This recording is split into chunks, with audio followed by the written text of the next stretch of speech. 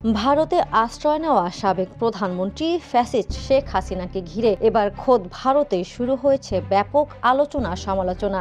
এতদিন বিষয়টি কূটনৈতিক মহলে সীমাবদ্ধ থাকলেও এখন জাতীয় রাজনীতিতে হাসিনা হটাও ইস্যু গরম হয়ে উঠেছে। বিশেষ করে দেশে যখন এনআরসি এসআইআর এর মাধ্যমে অনুপ্রবেশকারীদের শনাক্ত করা হচ্ছে, তখন হাসিনা কামাল কাদেরদের আর কতদিন মেহমানদারি করবে দিল্লি, এমন প্রশ্ন তুলেছে বিরোধী দল সহ বিভিন্ন মহল। ফাঁসি রায়ের পর সমালোচনা যেন আরও তীব্র হয়েছে। কূটনৈতিক মহলেও প্রশ্ন উঠেছে, মানবতা বিরোধী অপরাধে দণ্ডিত একজন নেত্রীকে আশ্রয় দিয়ে মোদী সরকার কেন প্রতিবেশীর সঙ্গে সম্পর্ক খারাপ করছে?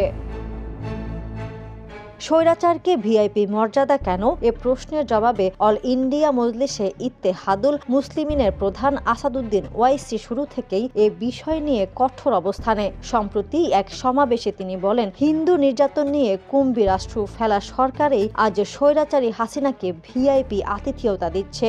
বাংলাদেশের সাধারণ মানুষ যখন ভিসার জন্য হাহাকার করছে, তখন একজন পলাতক নেত্রীকে বিশেষ খাতির করা হচ্ছে কেন?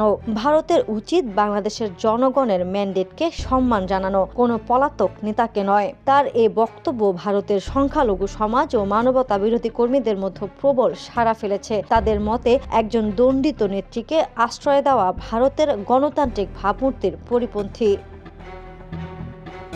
বাংলাদেশ ইস্যুতে বরাবরই সরব পশ্চিমবঙ্গের বিরোধী দলীয় নেতা শুভেন্দু অধিকারী। রাজনৈতিক বিশ্লেষকদের মতে, প্রকাশ্যে না বললেও পশ্চিমবঙ্গ বিজেপির একাংশ, স্থানীয় নেতা এবং সীমান্ত রাজনীতিতে সক্রিয় মহল সবাই মনে করছেন শেখ হাসিনা এখনও ভারতের জন্য লায়াবিলিটি। বিজেপি এআইএম এর সমালোচনার পর এবার কলকাতার কংগ্রেস, তৃণমূল ও বাম দল, বুদ্ধিজীবী ও ছাত্র সমাজ হাসিনাকে বাংলাদেশে ফেরত পাঠানোর দাবিতে সরব হয়েছে। তাদের স্পষ্ট কথা, বাংলাদেশের বিচারের সামনে দাঁড়াতেই হবে সাবেক প্রধানমন্ত্রীকে।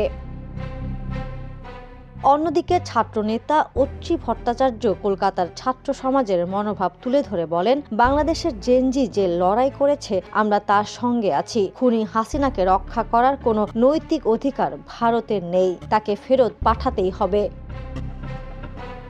রাজনৈতিক ও জনমতের এ চাপ মোদী সরকারকে অস্বস্তিতে ফেলেছে। বিশেষজ্ঞদের মতে, দেশের অভ্যন্তরে যখন হাসিনা হটাও দাবি জোরালো হচ্ছে, তখন তাকে দীর্ঘদিন ধরে আগলে রাখা দিল্লির জন্য কঠিন হয়ে উঠতে পারে। সম্প্রতি কলেজ স্ট্রিট প্রাঙ্গণেও হাসিনাকে দেশ থেকে তাড়িয়ে দেওয়ার দাবি তুলে পোস্টার লাগানো হয়। আন্তর্জাতিক ডেস্ক, দ্য নিউজ। দেশে দেশে সবার সাথে দ্য নিউজ।